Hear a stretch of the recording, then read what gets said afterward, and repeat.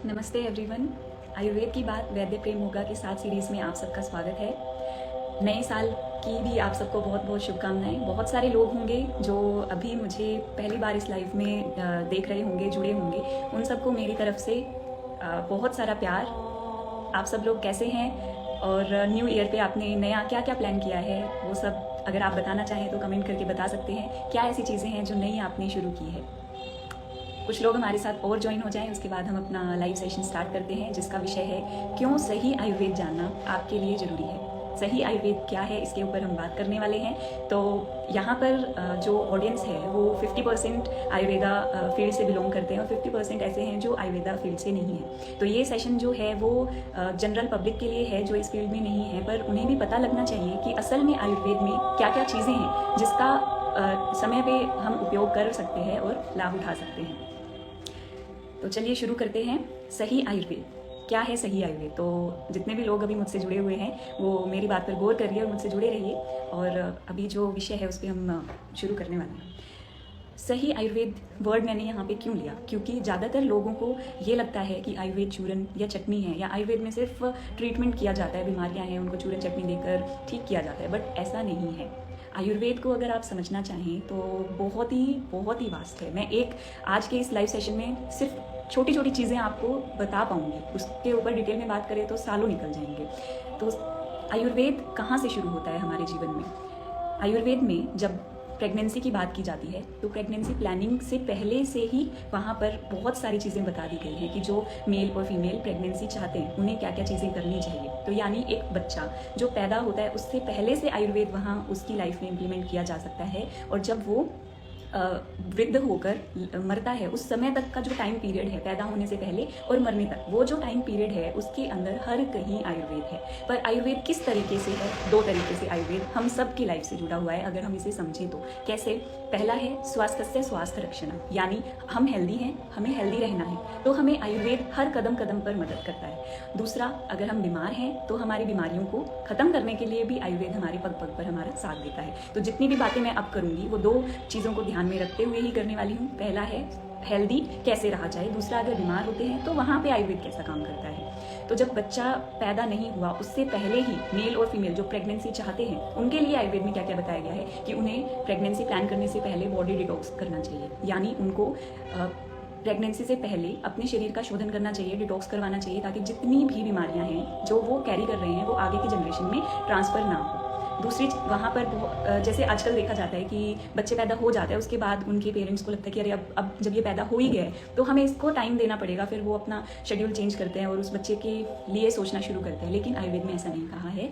आयुर्वेद ने कहा है कि अगर आप बच्चा चाहते हैं तो आपको पहले से ही माइंड सेट करना है और ड्यूरिंग प्रेगनेंसी बहुत सारी चीज़ों का ख्याल रखना है ताकि जो बेबी आए वो डिवाइन बेबी आए और हेल्दी बेबी आए। तो इसीलिए बहुत सारी चीज़ें यहाँ पे बताई गई हैं। तो ये बात थी प्रेगनेंसी से पहले की। ड्यूरिंग प्रेगनेंसी आयुर्वेद में क्या क्या चीज़ें बताई गई है, तो 9 मंथ जो रहते हैं उसमें फीमेल जो है उसके लिए हर मंथ में अलग अलग चीज़ें बताई गई है। खाना, लाइफस्टाइल कैसा हो, ये सारी चीज़ें वहाँ पे बताई गई है। आजकल हम देखते ही हैं कि कितने ज़्यादा प्रेगनेंसी से रिलेटेड कॉम्प्लिकेशंस फीमेल में देखे जाते हैं। उनको या तो नॉर्मल डिलीवरी नहीं होती है, या उनका बेबी डिफॉर्मिटी वाला होता है, या उनको भी बहुत सारी तरह की बीमारियाँ होती हैं, या उन्हें होती है या उनके बच्चे को होती है। तो इन चीज़ों से बचाव कैसे किया जाए, प्रिवेंशन कहाँ से किया जा सकता है कि अगर 9 महीने कोई फीमेल अपने गर्भ में कोई अपने बच्चा धारण कर रही है, उसको हेल्दी वो चाहती है, हर कोई चाहता है उसका बच्चा हेल्दी हो, लेकिन हर किसी को नहीं पता कि कैसे, उन्हें वो अवेयरनेस नहीं उनमें नहीं है। तो आयुर्वेद में बताया गया है हर एक मंथ का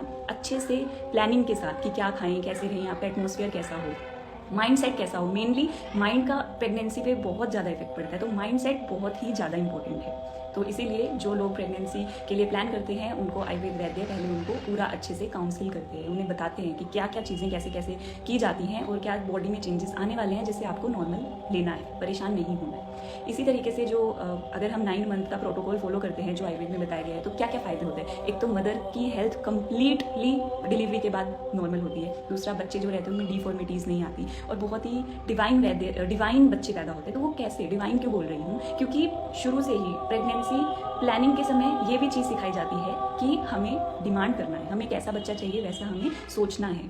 क्यों? क्योंकि देने वाला हमें कैसा भी सोल है, बहुत तरह की है, कोई भी आ सकती है, लेकिन हमें कैसा चाहिए वैसा अगर हम सोच के प्लानिंग करते हैं तो उसकी चांसेस बहुत ज़्यादा बढ़ जाते हैं। इस तरीके से 9 मंथ की प्रोटोकॉल आयुर्वेद में बताया गया है। उसके बाद जब बच्चा पैदा हो जाता है तो बच्चे को बहुत तरह की चीज़ें, जैसे सुवर्ण प्राशन संस्कार है, पहले दिन से 16 साल तक लेहन चाटने की फॉर्म में उन्हें दिया जाता है। तो उससे बच्चा नहीं बीमार होता, कभी भी बीमार नहीं होता। अगर कोई बोलने में लेट बोल रहा है, लेट चल रहा है, माइलस्टोन्स उनके सही नहीं है, तो उनमें भी ये बहुत अच्छा काम करता है। हर एक बच्चे को स्वर्ण प्राशन देना ही देना चाहिए। इसके अलावा भी बहुत सारी चीज़ें हैं, जैसे कि बच्चा पैदा हुआ उसके बाद ब्रेस्ट फीडिंग कैसे करनी है, और जो मदर का मिल्क होता है उसकी भी बहुत सारी बताई गई है कि अगर वो उसकी क्वालिटी अच्छी नहीं है तो बच्चा भी बीमार हो सकता है। तो यहाँ पे दोनों की ट्रीटमेंट करनी पड़ती है। तो इस तरीके से बहुत सारी चीज़ें हैं बताई गई हैं। अब हमारे जैसी जनरेशन जो है, आज की जनरेशन है, उन्हें खाने पीने का और उतना ज़्यादा ज्ञान नहीं रहा। हम पहले के कंपैरेटिवली धीरे धीरे इन चीज़ों से दूर होते जा रहे हैं। तो जब हमारे बच्चे होंगे, आगे की जनरेशन आएगी, तो हम उनको किस तरीके से उनकी केयर करेंगे, उनको कैसे खाना खिलाएंगे। तो इसका भी सीक्वेंस बताया गया है कि जब बच्चा दूध पे होता है, दूध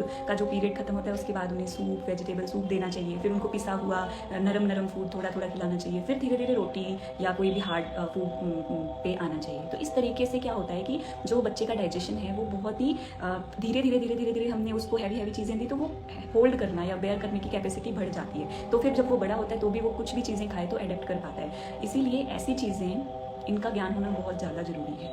यही कारण है आजकल बच्चों के ज़्यादा बीमार होने का, क्योंकि उनके माता पिता को नहीं पता होता है कि बच्चों को शुरुआत में खाना खिलाना कैसे है, उसकी शुरुआत करनी कैसे है। तो ये सारी चीज़ें आयुर्वेद में बहुत ही डिटेल में बताई गई है कि जो बच्चा पैदा होता है तो वहाँ से लेकर सारी चीज़ें उसके लिए, तो वो अभी जो ये पीरियड है यही उसे 100 साल तक आगे हर चीज़ से बचाव के लिए सक्षम बनाता है। तो ये बेस छोटी छोटी बातें हमें नहीं पता, ना हमारी जनरेशन को पता, ना ही हमारे पेरेंट्स को कुछ चीज़ें पता है पर लॉजिकली नहीं पता है।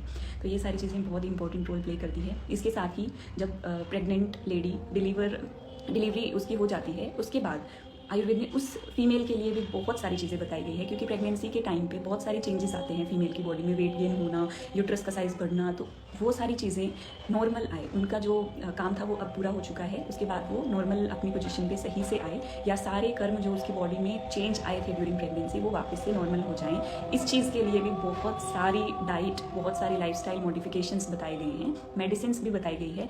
और इतना अच्छा इसका प्रभाव होता है कि एक फीमेल को अगर पहला बच्चा हुआ, उसके बाद उसको जब ये सूती का परिचर्या इसको बोलते हैं, तो वो जब उसने फॉलो की तो सेकंड टाइम जब वो बेबी प्लानिंग करते हैं तो कॉम्प्लिकेशंस नहीं आते हैं। ज़्यादातर देखा जाता है कि एक बच्चा हेल्दी हुआ, दूसरे बच्चे में कोई प्रॉब्लम आई या मदर को बहुत ज़्यादा दिक्कत हुई इस सेकेंड प्रेगनेंसी में। तो उसी चीज़ को रोकने के लिए हमारे आयुर्वेद में सूती का परिचर्या बताई गई है कि जितने भी पहली प्रेगनेंसी में चेंजेस आए उसको नॉर्मल कर दिया जाए और फीमेल की बॉडी जो पहले थी वैसे ही काम करे, ताकि जब वो दोबारा कंसीव करना चाहे तो वो हेल्दी बेबी उसका हो।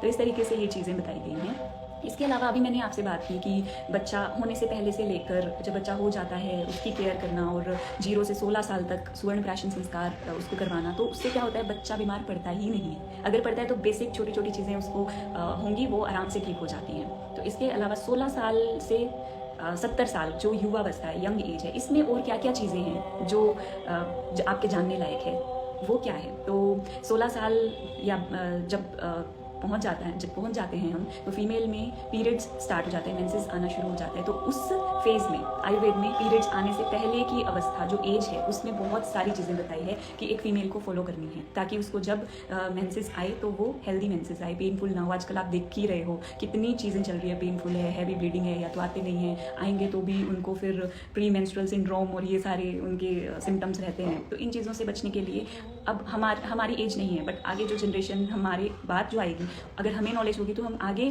कन्वे कर सकते हैं अपने बच्चों को, अपने फैमिली में अवेयर कर सकते हैं। तो ये सारी चीज़ें हैं रजस्वलाचर्या में, यानी जब पीरियड्स आ जाते हैं और वो 5 डेज़ का जो टाइम रहता है, उसमें आयुर्वेद में इतना वंडरफुल उसका एक्सप्लेनेशन किया गया है कि क्या खाना है, कैसे रहना है, क्या क्या चीज़ें नहीं करनी, क्या चीज़ें करनी है। वो लॉजिकल है और आपकी भाषा में कहें तो फुल साइंटिफिक है। आप करके देखिए, आपको जितनी भी पीरियड से रिलेटेड दिक्कतें हैं वो आपको धीरे धीरे लगेंगी कि कम होती जा रही है। तो उसमें क्या क्या चीज़ें बताई गई है, आपका पूरा लाइफस्टाइल, उन 5 डेज़ में आपका फूड कैसा होना चाहिए, आपकी पूरी लाइफस्टाइल कैसी होनी चाहिए। तो ये क्यों फॉलो करना चाहिए, क्योंकि अगर हम ये रजस्वलाचर्या को फॉलो करते हैं, पीरियड्स के टाइम पे हमें जिन चीज़ों का आयुर्वेद में बताया गया है, अगर हम वो फॉलो करते हैं तो 2 चीज़ें सबसे अच्छी होती है। पहली, पीरियड्स के टाइम पर कोई भी तकलीफ नहीं होती है, ना ही जैसे जो इमोशनली अनस्टेबल इंसान फील करता है या क्रेविंग्स होते हैं, ऐसे ऐसे जो चीज़ें चलती हैं वो कुछ भी नहीं होती। दूसरा, वो फीमेल जब आगे जाकर प्रेगनेंसी के लिए प्लानिंग करेंगे तो वहाँ पे भी उसको कोई दिक्कत नहीं होती।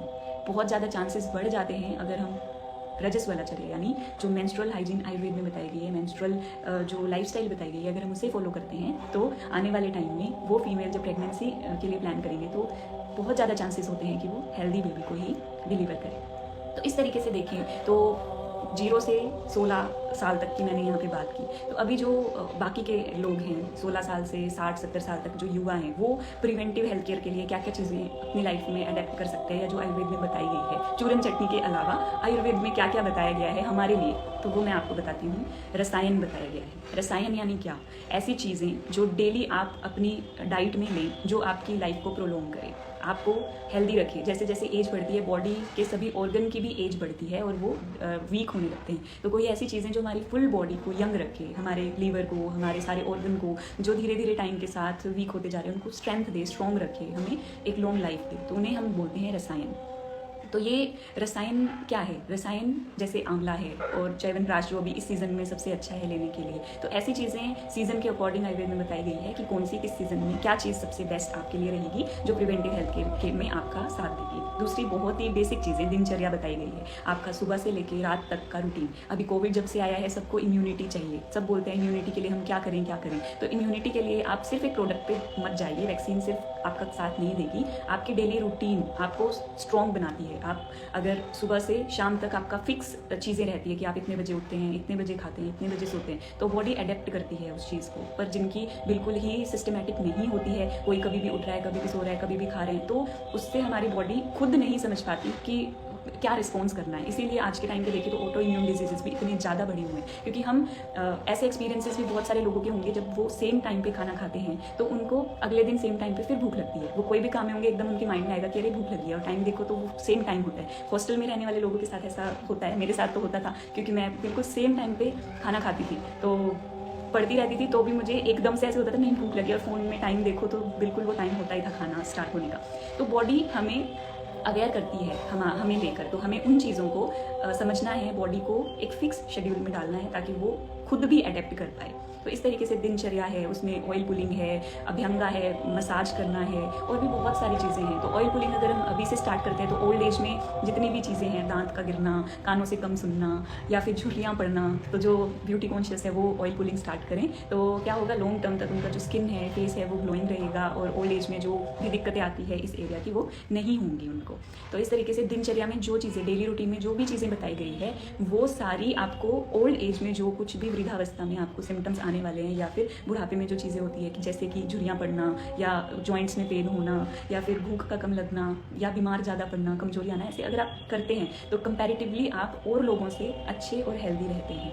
तो इस तरीके से दिनचर्या बताई गई है। दिनचर्या के अलावा ऋतुचर्या बताई गई है, जिसका आजकल हमें बिल्कुल ना के बराबर ज्ञान है। ऋतुचर्या में क्या होता है कि हर सीज़न के अकॉर्डिंग डाइट, फूड, लाइफस्टाइल बताया, तो अगर वो हम फॉलो करते हैं तो हम हेल्दी रहते हैं। जैसे जो विंटर का सीज़न है जो अभी चल रहा है, इसमें हम लड्डू खाते हैं। क्यों खाते हैं हम लड्डू इस सीज़न में? गर्मियों में क्यों लड्डू नहीं खाते? क्योंकि विंटर में हमारा जो डाइजेस्टिव पावर है, कैपेसिटी है, वो बहुत अच्छी होती है, तो हम हैवी लड्डू भी खा सकते हैं। मुझे तो बहुत पसंद है, तो वो लड्डू भी हम खा सकते हैं। लेकिन समर में क्यों नहीं खा सकते? क्योंकि उस टाइम हमारी कैपेसिटी, डाइजेस्टिव कैपेसिटी उतनी अच्छी नहीं होती है, तो इसीलिए विंटर में हम लड्डू बनाते हैं, या और भी बहुत सारी हैवी चीज़ें हम खाते हैं मजे से। तो इस तरीके से ऋतुचर्या है। फिर सद्वृत है। आजकल देखें तो मेंटल डिजीज़ेस कितने ज़्यादा बढ़ रहे हैं लोगों में, कि स्ट्रेस है, रिलेशनशिप जो रहता है उसमें भी प्रॉब्लम आती है लोगों को कि मुझे नहीं रहना घर वालों के साथ, मुझे नहीं अच्छा लगता अपने हस्बैंड के साथ। क्यों? क्योंकि वो अडेप्ट नहीं कर पा रहे हैं, वो समझ नहीं पा रहे हैं चीज़ों को। तो उसके लिए क्या करना चाहिए? सद्वृत। लोगों को नहीं पता कि उनको खुद के साथ कैसा बिहेव करना है, सोसाइटी के साथ कैसा बिहेव करना है, लोगों के साथ कैसा बिहेव करना है। तो जब ये पता ही नहीं है तो हम डायरेक्शन लेस होते हैं और बहुत ज़्यादा परेशान होते हैं। तो इसीलिए सद्वृत्ति यानी कोड ऑफ कंडक्ट कि हमें कैसा बिहेव करना है, हमारा बिहेवियर कैसा हो, ये सारी चीज़ें बताई गई है ताकि उन चीज़ों को आप पढ़ें और धीरे धीरे अडेप्ट करें। जैसे झूठ ना बोलना, अपनों से बड़ों का सम्मान करना। अब आजकल के बच्चे क्या करते हैं, अरे ये बड़ा है लेकिन इसको कोई समझ नहीं है तो वो क्यों इसकी इज्जत करे। ये काम आपका नहीं है, जज करना ये काम आपका नहीं है। आपसे बड़े हैं, आपको उनको इज्जत करनी चाहिए, रिस्पेक्ट देनी चाहिए। इन रिटर्न वैसे तो एक्सपेक्टेशंस नहीं रखनी चाहिए, पर फिर भी जब आप बड़े हैं उस वजह से उनका सम्मान करते हैं तो कहीं ना कहीं वो आपकी भी मदद करते हैं जब आपको ज़रूरत पड़ती है। तो जजमेंटल नहीं होना चाहिए, चाहे हर कोई अपनी लाइफ में कुछ भी करे, आपको अच्छा रहना है, आपको अच्छा सबके साथ व्यवहार रखना है ताकि आपका जो एटमॉस्फेयर है वो अच्छा रहे। अब लोग क्या कर रहे हैं, इस चीज़ को ध्यान में रखते हुए आप लोगों को ट्रीट करेंगे तो जो आप हैं, आप बिल्कुल सेंटर में और आपके आसपास लोग हैं, तो आप जब उनके अकॉर्डिंग बिहेव करेंगे तो आप सेंटर में नहीं रहेंगे। तो इसीलिए आप अपनी जीवन में जो भी लोग हैं उनको रिस्पेक्ट दीजिए, चाहे वो फिर अपनी लाइफ में कुछ भी कर रहे हैं। तो इस तरीके से भी आपका जो माहौल है, एटमॉस्फेयर है, वो बहुत ही अच्छा बना रहता है और आप परेशानियों से कम जूझते हैं। लोगों की वजह से जो परेशानियाँ होती हैं उनसे तो कम ही जूझते हैं और अच्छे लोग अपने आप आते रहते हैं क्योंकि आप पॉजिटिविटी स्प्रेड कर रहे हो। तो पॉजिटिव लोग अट्रैक्ट होते हैं, आपकी लाइफ में आते हैं, तो ऐसा लगता है कि पूरी लाइफ, पूरी दुनिया ही कितनी पॉजिटिव है। तो ऐसा होता है अगर आप नेगेटिव रहेंगे, लोगों के साथ नेगेटिविटी वाला व्यवहार करेंगे तो नेगेटिविटी ही आने वाली है। अगर आप पॉजिटिव हैं तो हमेशा अच्छा व्यवहार करें। तो जो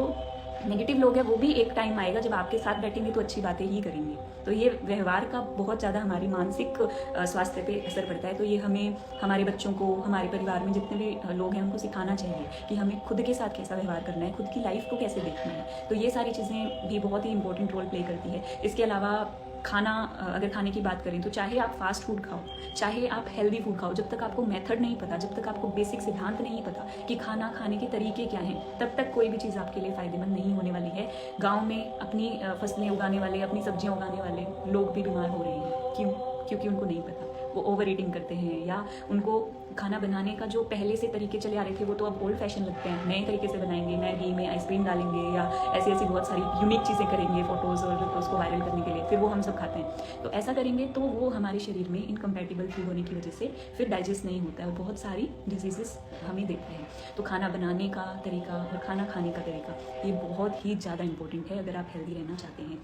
तो ये बेसिक चीज़ें आज की जनरेशन को सीखनी चाहिए ताकि हम भी आगे कुछ अच्छा स्प्रेड कर पाएँ या हमारी नेक्स्ट जनरेशन में कुछ पॉजिटिव चीज़ें हम भी कंट्रीब्यूट करके जा पाएँ। तो ये सारी चीज़ें हैं। इसके अलावा जो दिनचर्या, ऋतुचर्या, सद्वृत्त, ये सारी चीज़ें, इनका बेनिफिट क्या है अगर आप अपनी लाइफ में अडेप्ट करते हैं? तो दो ही चीज़ें हैं, एक तो आप हेल्दी रहेंगे, दूसरा आप बीमार नहीं पड़ेंगे। तीसरा, आप जब ओल्ड एज में जाएंगे तो आपको जो सिम्टम्स आने वाले हैं, आपके साथी लंगड़ा के चलेंगे, लकड़ी लेके चलेंगे और आप मज़े से उस टाइम पे भी डांस कर सकते हो। तो ये इतना प्यारा ब्यूटीफुल एक जादू ही है जो उस टाइम पे लोग आपको देख के कहेंगे कि वाह क्या जीवन है, ऐसा होना चाहिए। क्योंकि अभी हम हेल्दी है तो हमें नहीं पता कि क्या वैल्यू है। थोड़े जिनको जॉइंट पेन है, जो चल नहीं सकते, उनसे पूछिए कि वो कैसा फील करते हैं। अभी हम हेल्दी है, हम नाच कूद रहे हैं, चल रहे हैं, फिर रहे हैं, तो हमें नहीं पता इसकी इंपॉर्टेंस। तो थोड़ा हेल्थ कॉन्शियस होना चाहिए, आगे का सोच के हमें पहले से ही ऐसी रूटीन रखनी चाहिए कि हम हमेशा हेल्दी रहें। तो ये सारी चीज़ें आज के लाइव सेशन में मैं आप सबसे शेयर करना चाहती थी कि सही आयुर्वेद क्या है। आयुर्वेद चूरन चटनी के अलावा बहुत ही कुछ है जो मैंने आपको कोशिश की है थोड़ा सा बताने की, इसके अलावा भी बहुत सारी चीज़ें हैं। तो जब आप सही आयुर्वेद को अपनाते हैं तो दो चीज़ें होती है, बार बार मैं ये बात आप सबसे शेयर कर रही हूँ, आपका स्वास्थ्य बना रहता है, आप हेल्दी रहते हैं। दूसरा, अगर बीमार भी होते हैं तो आप उसको ईजिली ट्रीट कर सकते हैं, लाइफ लॉन्ग मेडिकेशंस की ज़रूरत आपको नहीं पड़ती है। तो इसी के साथ आज का लाइव सेशन हमारा जो विषय था वो पूर्ण होता है। इसके अलावा कुछ चीज़ें मैं इसी लाइव सेशन को कंक्लूड करके बोलना चाहूँगी कि आयुर्वेद जो है वो जीवन जीने की कला है। आप अपने साथ कैसा व्यवहार करते हैं, अपनों के साथ कैसा व्यवहार करते हैं और सोसाइटी के साथ कैसा व्यवहार करते हैं, क्या पॉजिटिव चेंजेस आप उनमें लेके आते हैं, खुद में लेके आते हैं, वो चीज़ हमें आयुर्वेद ही देता है। क्यों? क्योंकि आयुर्वेद जीने की एक कला है और आयुर्वेद हमें सरल बनाता है। हमारे पास जब हमें जीवन जीने का तरीका जब समझ आने लगता है तो हम बहुत सरल हो जाते हैं। हमारे पास जो है, जो प्राप्त है वो पर्याप्त है, ऐसी चीज़ें मुझे तो मन में आने लग जाती है। बाकी आप सब जब इसके करीब होंगे तो आपके अपने अपने अनुभव होंगे। तो छोटी छोटी चीज़ें अपनाइए, दिनचर्या अपनाइए, ऋतुचर्या के बारे में पढ़िए और सद्वृत्त, आचार, रसायन का बिहेवियर ही आपकी लाइफ में सबसे ज़्यादा इंपॉर्टेंट रोल प्ले करता है। कि कुछ भी नहीं है तो भी कुछ लोग इतने खुश हैं, सब कुछ है फिर भी हमें नींद नहीं आ रही है, तो कहीं ना कहीं वहाँ पर हमारा माइंड, वो हम समझ नहीं पा रहे। तो माइंडफुलनेस, जिसकी मैंने वीडियोस भी बनाई और जो मेरा बेहद फेवरेट विषय है, माइंडफुलनेस क्या है? माइंडफुलनेस यानी आप जो भी करें उसको 100% वहाँ पे रह के ही करें। अभी मैं आप लोगों के साथ जुड़ी हुई हूँ, मुझे नहीं पता बाकी की दुनिया में क्या है या क्या चल रहा है। हाँ, थोड़ा थोड़ा शोर जरूर आ रहा है मुझे, वो तो चलता है, बट मेरा ध्यान आप लोगों के साथ ही है। मैं 100% आप लोगों के साथ हूँ और बात कर रही हूँ, इसलिए मुझे मज़ा आ रहा है। जो टाइम पीरियड 1 घंटे का भी मैं आप लोगों के साथ बात करने में निकाल रही हूँ, उसमें मैंने अच्छा महसूस किया, मैंने अपना बेस्ट दिया। उसके बाद मैं कुछ और करूँगी तो उसमें भी मैं 100% करूँगी। तो जब दिन खत्म होगा तो मुझे पता होगा कि मैंने ये चीज़ें की और मज़ा आया, दिन अच्छा था। बट जब हम चीज़ों को बिना ध्यान के बस कर रहे हैं कि ना तो हमें हमारा गोल सेट है कि हमें क्या करना है, और फिर हम जो भी मिल रहा है कर रहे हैं, लेटे हुए हैं, सोते सोते दिन निकाल रहे हैं, कुछ करना है नहीं, पता है नहीं, तो ऐसे में फिर हर रोज़ हर दिन हमारा ऐसे निकलता जाता है और हम और ज़्यादा परेशानी की ओर बढ़ते जाते हैं कि मुझे तो ये करना था पर नहीं हुआ। तो आज से ही स्टार्ट करिए, छोटी छोटी चीज़ें ऐड करिए, तो धीरे धीरे उनको करते चलिए। तो इसी के साथ आज हमारा लाइव सेशन समाप्त होता है। आप सबके अगर कोई भी क्वेश्चंस हैं तो आप मुझे कमेंट करके पूछ सकते हो। मैं आपके सवालों के बाद जितना मुझे समझ आता है उस तरीके से आपको जवाब देने की पूरी कोशिश करूँगी। और जो कल क्वेश्चंस पूछे गए थे वो मोस्टली हेल्थ से रिलेटेड थे, हेयर फॉल और वो सारी चीज़ें, तो वो हम अलग सेशन में बात कर सकते हैं। अभी इस सेशन से रिलेटेड किसी का कोई भी डाउट है, कुछ भी वो पूछना चाहता है तो वो पूछ सकते हैं।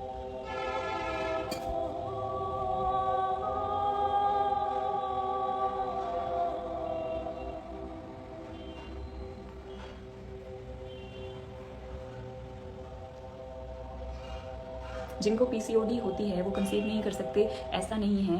अलग अलग बॉडी रहती है, अलग अलग तरह से ये संप्राप्ति बनती है। तो आयुर्वेद में इसको पूरी कंप्लीट हिस्ट्री के बाद हम वहाँ पे बता सकते हैं कि कारण क्या है जिसकी वजह से उनको हो रही है। तो वहाँ पर वो कारण अगर कंसीव करने में भी रुकावट बनता है तो हाँ, पीसीओडी से कहीं ना कहीं प्रॉब्लम आती है किन्हीं किन्हीं केसेस में, पर सभी केसेस में ऐसा होता है वो ऐसा नहीं है।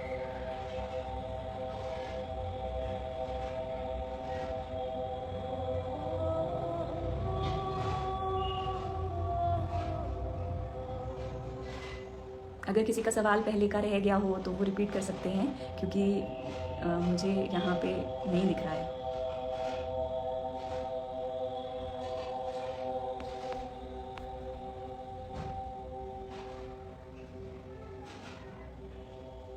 कंसल्टेशन बुक करने के लिए आपको डायरेक्टली मेरे जो आयुर्वेद हमारा महान पेज है उस पर मैसेज करना है, आई वॉन्ट योर कंसल्टेशन। उसके बाद आपको सारी डिटेल्स वहाँ पर मिल जाएंगी। Thank you.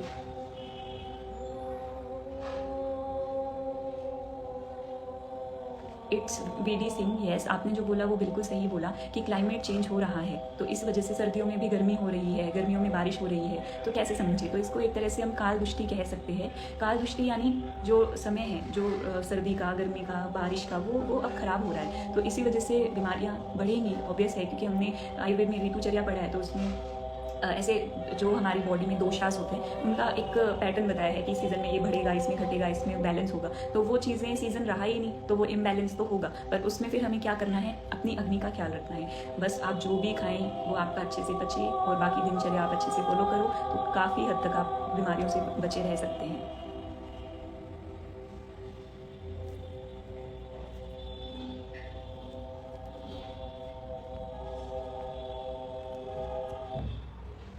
मिलते हैं अगले एपिसोड में। आज आप सब ने सुना उसके लिए मैं आपकी बहुत बहुत आभारी हूँ। आप सभी खुश रहिए, मस्त रहिए और मज़े करते रहिए। Thank you. जय आयुर्वेद।